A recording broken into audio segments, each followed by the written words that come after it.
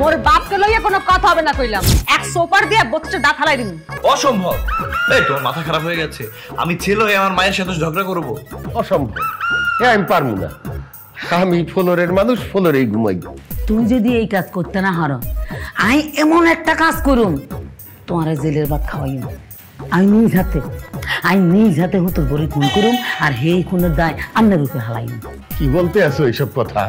ঠিকই করতে আছে, তোমার তো বেশি কিছু করণ লাগতো না। আমি যা যা কইম সেইটা তুমি করবা, আমি তো তোরা সাহায্য করুম। একটা কথা চিন্তা করো, হেতি আন লগে চ্যালেঞ্জ করছে, হেতি যদি ঝগড়ায় আন লগে জিতি যায় এই বাইক থাকবো, আর হারি গেলে নাই হদ দিয়ে বাড়ি দিব। তুই কও হেতি কি এই বাড়ি থাকবো ঝগড়া করি নাকি মরি যাইব? তুই কও। চললে যে যদি বাঁচতে পারে তাহলে তো হাইডিয়ে যাওয়াই ভালো। এই তো আমার মালদা স্বামী লাইনে বসে। তুমি কি শুরু করলা? আমি ঝগড়া করতে পারি না, প্র্যাকটিস করলেও হবে না আমাকে দিয়ে। প্র্যাকটিস করলে হারে না, এরকম কাজ তো পৃথিবীতে নাই। আচ্ছা আমি ছেলে হয়ে মায়ের সাথে কিভাবে ঝগড়া করব? আমি না মানতে পারছি না।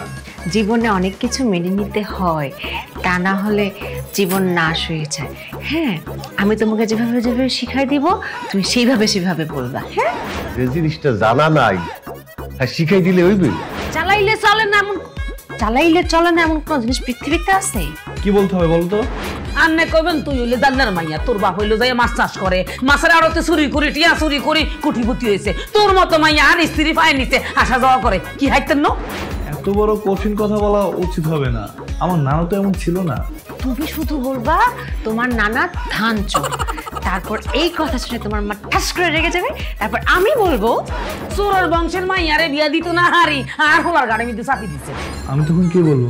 তুমি তখন বলবে এই বাড়ি থেকে ঘাড় ধাক্কা দিয়ে বের করে দেবো, আর তারপর যদি যেতে না চায় তাহলে চুলের মুঠে ধরে বের করে দিবা। ঠিক আছে? ঘরের বউরে কি এই কথা বলাটা ঠিক হইবে? করতে হইব, ঘরের বউর লাগে এরকম ঝগড়া আন্নার করতে হইব। আন্না যদি না হারেন তাহলে হারা জীবনের মাটিতে ঘুমাইতে হইব। বড় জোর আর খাটে কোন হঠাৎ আধ দিন পারবেন, উপরে উঠে হুতে নাইতেন না। উপরে উঠতে দিবা না? মগের মুলুক নাকি? তুমি ছাড়া আমি নিচে একা ঘুমাবো কেমন? যেভাবে বিয়ের আগে ঘুমাইতা সেভাবে ঘুমাবা। এত কথা না বলে প্র্যাকটিস করো। ওদিকে আমার ভাইয়াকে খবর দিছি, এদিকে তুমি। আমাকে তো চ্যালেঞ্জে জিততেই হবে। তুই সার তো বাপও সার। তুই মোটু, তোর বাপ মোটু। আজরাইল এবার চাজরাইল। মোর বাপকে লইয়া কোনো কথা হবে না কইলাম। এক সোপার দিয়ে 32টা দাঁত হালাই দিন। হ্যাঁ রাখতেছো কেন? এটা তো প্র্যাকটিস। Good, very good. আরো কোন কারণ এই চ্যালেঞ্জে তোমার জিততে হবে। বুঝলাম কে জিতবে কে হারবে, কিন্তু এর মনিটরিং করবে কে? কিনলেই আঙ্গ দারোয়ান কইব। হ্যাঁ তো এক প্রকার আঙ্গ পরিবারের সদস্য। একেবারে গুড সিদ্ধান্ত। ওই মোচুটাকে আমার ভালো মানুষ মনে হয়। আর বোনের খবর দিছি, হেতি আইলে খেলা জমি যাইব, খেলা হইব। আমার ভাই যে লেভেলে ঝগড়া করতে পারে তুমি চিন্তাই করতে পারবে না।